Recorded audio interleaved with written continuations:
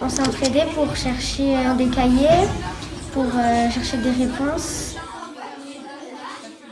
Alors, lançons-nous sur cette première partie, à savoir donc la pertinence de la co-conception et la découverte du programme. Et là, j'aimerais vous poser la question, Valérie Ebinger. Est-ce que vous pouvez nous expliquer la genèse de Quapoluki ? Alors, ce programme Quapoluki, en fait, est le premier programme qui est fabriqué en quelque sorte par le Fonds de dotation des assurances du Crédit Mutuel. Ce fonds de dotation est un jeune fonds de dotation puisqu'il a été créé il y a à peu près 3 ans. Et son président et son conseil d'administration peuvent s'appuyer sur un conseil scientifique qui est plutôt original, on va dire, parce que sa dizaine de membres vient vraiment d'horizons très différents. Il y a des professionnels de santé, libéraux ou hospitaliers, experts en santé publique, personnes du monde de l'entreprise, juristes également. Et en fait, cette hétérogénéité de provenance était particulièrement intéressante quand il a fallu réfléchir à la première action concrète qu'on allait décliner, puisque chacun venait avec ses envies. Et finalement, ce qui a mis tout le monde d'accord comme première cible, c'était de s'adresser aux enfants. D'abord aussi parce que c'est un thème cher au président du fonds de dotation, M. Migliorini. Ensuite parce que, bien sûr, de s'adresser aux enfants et parler avec eux d'éducation, de prévention en santé, c'est leur donner les clés et les outils pour le monde de demain.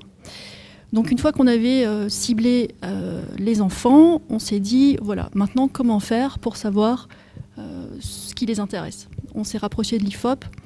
On a conçu avec eux un sondage destiné à 1000 enfants de 6 à 14 ans. Et l'idée de ce sondage, c'était en fait d'appréhender ce que eux comprenaient de la notion d'être en bonne santé et qu'est-ce qu'ils avaient envie d'apprendre sur leur santé. Donc avec les résultats de ce sondage, on a compris qu'en fait, quand on leur posait la question « Qu'est-ce qui peut vous rendre malade ?», 61% des enfants ont répondu « la pollution ». Donc ça, c'est la première chose qui nous a interpellés. La deuxième chose, c'est que 63% d'entre eux avaient envie de mieux connaître comment fonctionnait leur corps. Et donc, on a eu l'idée de lier en fait, ces deux thématiques. On s'est dit, voilà, on va leur parler pollution et connaissance du corps. Et encore une fois, on s'est demandé comment se rapprocher de ce qui les intéresse vraiment. Et là, on a la chance d'avoir dans le conseil scientifique Antoine Vial, à côté de moi, qui est expert en santé publique, mais qui est surtout, en l'occurrence, spécialiste français de la co-conception en santé. Et donc, on a décidé de recourir à la co-conception en santé pour fabriquer ce programme pédagogique d'éducation, de prévention, avec directement les destinataires, c'est-à-dire les enfants. Antoine ? Oui, c'est vrai que la co-conception, c'est un peu dans la bouche de tout le monde. Hein. C'est le truc tendance aujourd'hui. Sauf que souvent, quand on est un peu spécialiste et qu'on regarde le fond de la chose, on s'aperçoit que c'est souvent on a dit que c'est de la co-conception parce qu'on a choisi la couleur du téléphone.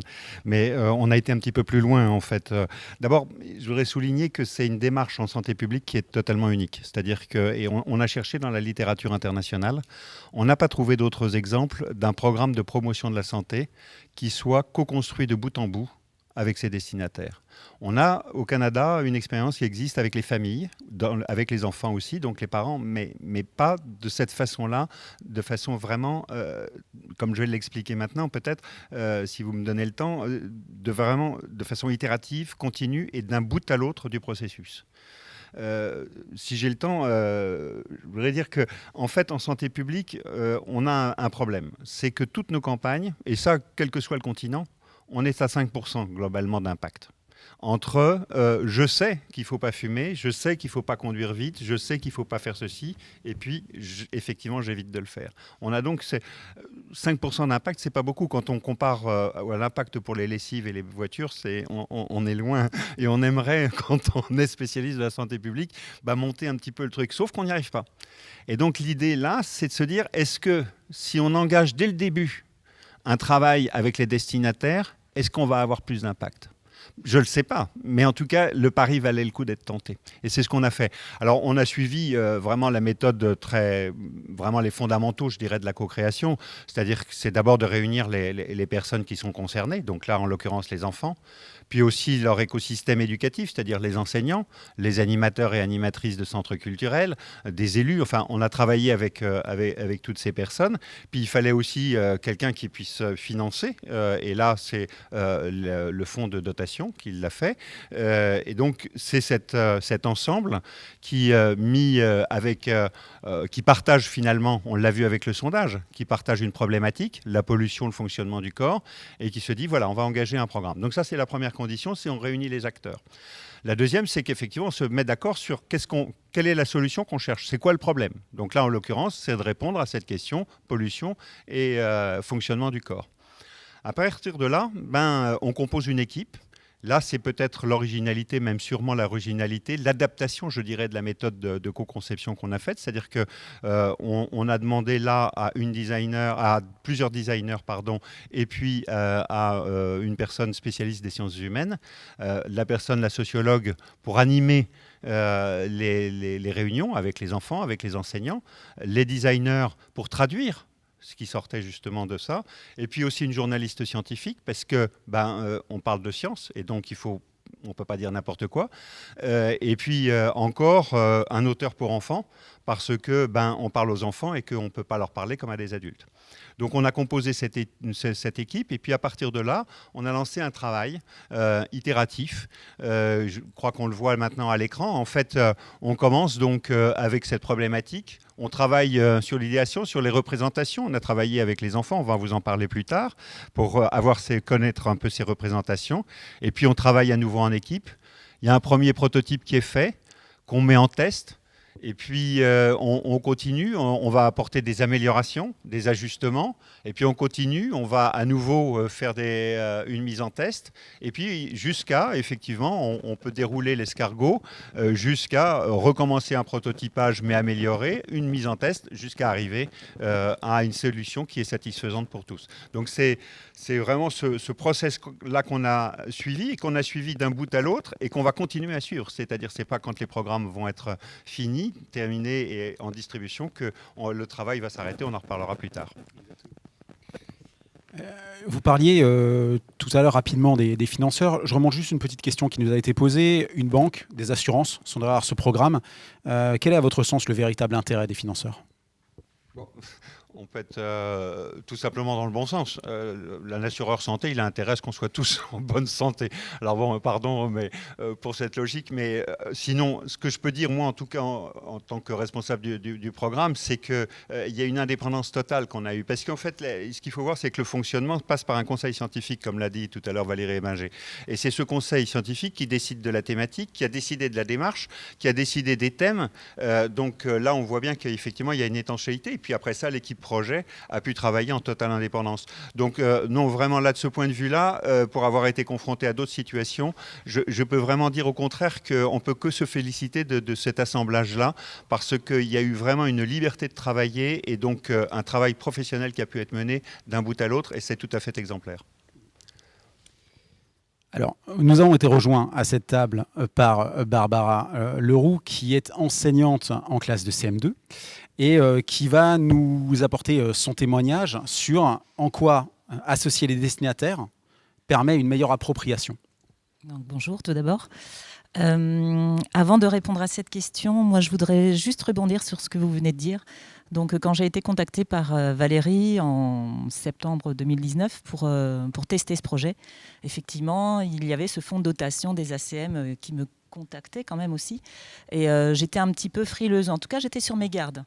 Mais j'ai rapidement compris qu'on allait bien au-delà et qu'on avait en fait un objectif commun. En fait.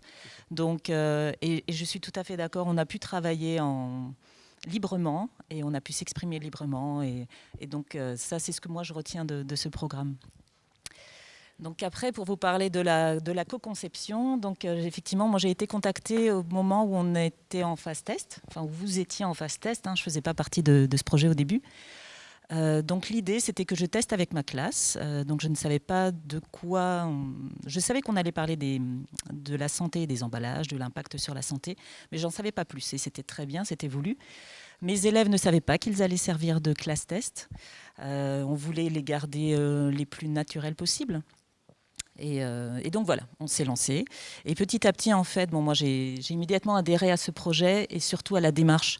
Parce qu'en fait, la démarche, elle est en co-construction aussi auprès des élèves, c'est-à-dire qu'ils vont se questionner, ils vont chercher des réponses, ils vont tester des choses, ils vont collaborer. Enfin, c'est très, très riche. Et donc, cette démarche, par là même, ils construisent leur savoir, on va dire, du début jusqu'à la fin.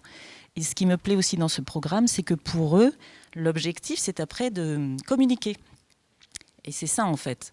Si on s'arrête simplement à apprendre des choses sans pouvoir véritablement les communiquer à autrui, on ne réinvestit pas ce qu'on a appris. Et là, ce programme, c'est l'objectif, pour moi, principal, final, on va dire, cette communication. Après, ce qui m'a vraiment aussi intéressée, c'est la place qu'on m'a donnée aussi, ou qu'on m'a offerte, de pouvoir critiquer les outils. Et où là, je remercie aussi l'équipe parce qu'on a beaucoup travaillé ensemble. C'était riche, donc il fallait que j'écoute aussi les avis de tous. Et en même temps, je me suis sentie très écoutée en tant qu'enseignante. Et ça a été une belle collaboration. Et qu'est-ce que je peux dire encore ? Je peux dire que mes élèves ont adhéré. À la fin du projet, je leur ai demandé, je leur ai quand même annoncé qu'ils avaient été un petit peu nos cobayes. Ils m'en ont pas voulu, heureusement. Et je leur ai demandé de me dire sincèrement ce qu'ils en avaient pensé. Surtout, je leur ai demandé de me dire les côtés négatifs, parce que parfois, ils ont du mal à s'exprimer, et les côtés positifs. Et encore une fois, ça nous a permis de réajuster, d'adapter les outils, de cibler. Donc, c'était très positif. Et j'ai hâte de poursuivre.